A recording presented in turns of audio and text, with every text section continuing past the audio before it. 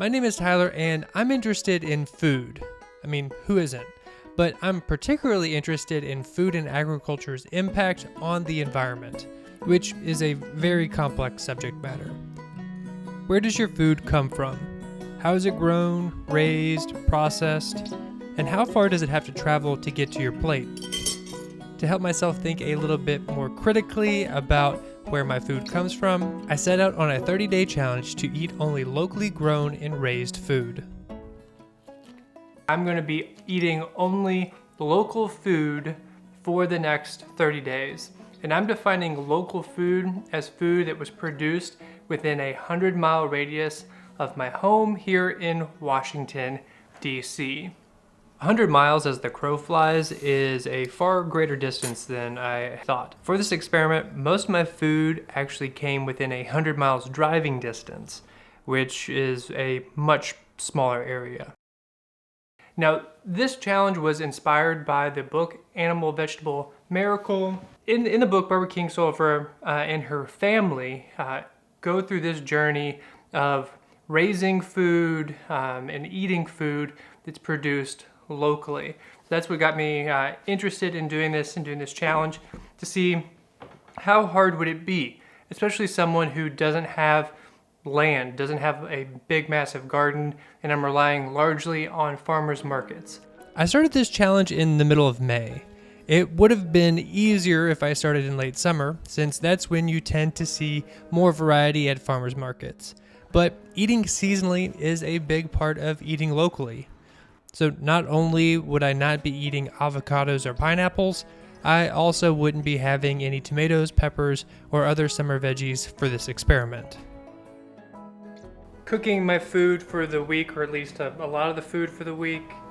Got some chicken breast down here, roasting some nice taters, and got a whole bunch of other stuff in the fridge from the farmer's market. Eating only local food could be called a diet, a locavore diet, and anything labeled as a diet can quickly become dogmatic, restrictive, and feel like all or nothing. To give myself a little wiggle room, I allowed myself a total of 5 non-local ingredients for the month, but I only needed 4: salt, black pepper, olive oil, and coffee. Back from a day working, actually at the office, and I brought some snacks with me to get through the day, along with bringing my breakfast and my lunch, but the snacks definitely weren't enough. I'm going to need to figure out something that I can get that is a local snack, something produced locally. Back from the farmer's market, got a lot of good things. May have over-purchased this week, just because at the end of my first week, I was running out of things, and because there aren't farmers markets every single day, it's kind of hard to just bop over and pick up some more ingredients. For my month of eating local, nearly all my food came from farmers markets. And let me tell you, I love farmers markets. I spent an impressionable portion of my childhood growing vegetables and selling at farmers markets in Kentucky. When you buy food from local farms, you're supporting their work and keeping money in the local economy. This helps to create jobs and supports your local community. My wife and I had a lovely weekly farmers market in our apartment, but this 30-day experiment was excellent motivation to seek out different farmers markets in DC, which there are many, and a good opportunity to meet vendors who were proud to tell me about what they had grown. One thing I will note, however, is that just because it is being sold at a farmer's market doesn't mean that it is local. Depending on the rules of the market, some vendors may buy wholesale produce to resell rather than growing everything they sell. This isn't necessarily a bad thing, but I had to ask vendors to ensure that I stayed within the 100-mile bounds of my eating local experiment.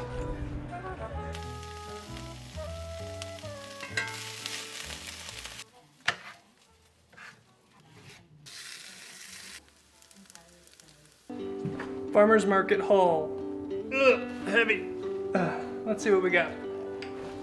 My 30 days of eating local included a lot of farmers market hauls, which I won't show in detail because it gets kind of repetitive, but as we watch an edited down display of my groceries for this particular week, I want to take a moment to talk about the freshness of local food. Local food doesn't have to travel long distances, so it's often picked at peak ripeness and delivered to consumers within a few days, sometimes a few hours. This means that it's fresher, and fresher food retains more of the nutritional value compared to food that has been shipped long distances. And also, a lot of the varieties that are found in supermarkets have been bred for their durability, not their taste or their nutritional content. Anyone who has eaten a vine-ripened tomato still warm from the sun will tell you that the red softballs they pass off as tomatoes in the supermarket don't even come close. Food from the grocery store does tend to come well washed, though. I ate a very gritty leaf.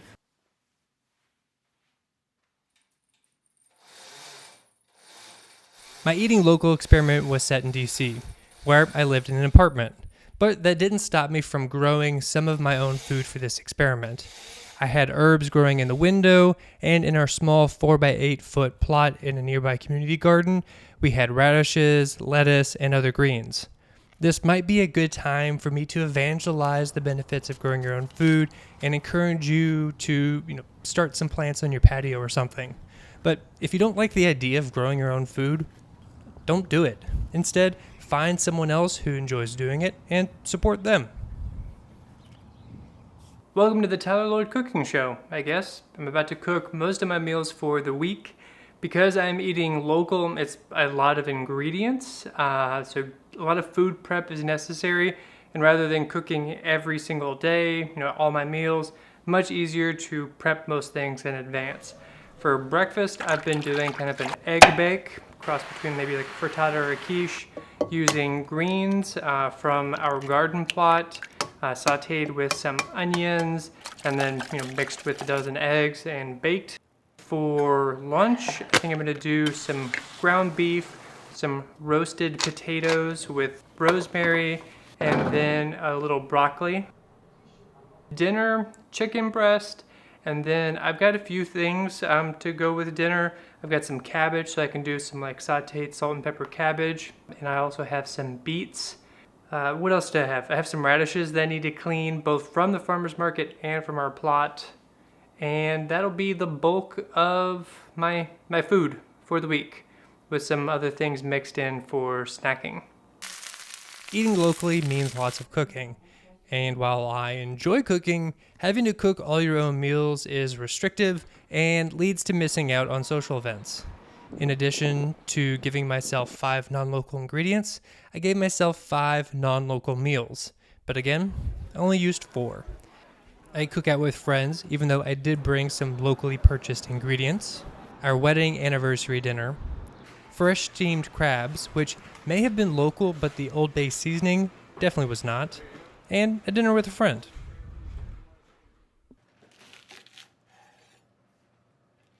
Since this whole experiment stemmed from my interest in agriculture's impact on the environment, I should probably talk about that.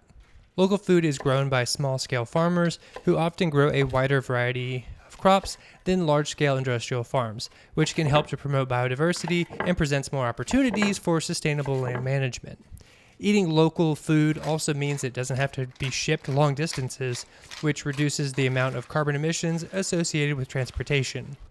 Produce at farmers markets cuts out energy costs and waste of processing, and comes with little or no packaging, which creates less waste. And as a bonus, we composted any food scraps at our community garden, so eating local is eating with the environment, your local environment, in mind. After getting over the loss of chocolate and a few of my other normal staples such as rice and garlic powder, this challenge wasn't that hard for me. That was in part due to my diet already largely being comprised of fresh ingredients. Now, this is a bit of, privilege and location, but I didn't have some grand epiphany and realize how disconnected I was from food that I was eating before this challenge, nor did I learn the importance of seasonality and how eating foods that are in season can be more delicious and nutritious. I knew all that stuff, but it was made very present in every single meal that I ate.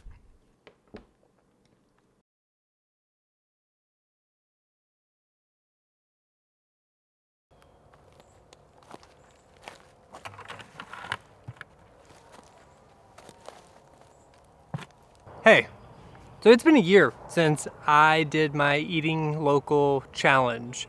A lot has changed since then. I now live in Kentucky. Actually, during the 30-day challenge, we purchased this home that we now live in and have been transforming both the house and the property.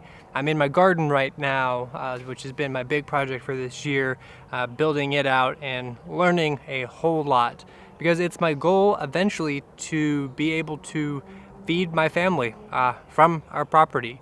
Maybe not 100%. I think I would like to do some future experiments where we go for maybe a month, maybe several months longer, I don't know, eating just things that we have raised and grown on our own property. I think that would be really cool. Maybe even doing a challenge just like Barbara Kingsolver's family in Animal Vegetable Miracle of eating local food for a whole year. I've already been making friendships and connections with local farmers here in Kentucky, so I think it would definitely be doable and something that is within our reach. Now, I think that you should think a little bit more critically about where your food comes from, if you're not already doing that. I think maybe you don't have to do a whole 30 days, but maybe just a week, and just sort of writing down and thinking about where your food comes from. Even if you're not eating locally, just recognizing oh, this came from Mexico, this came from Chile, this is from California. Is there anything that you eat that is local? I think that would be rather revealing.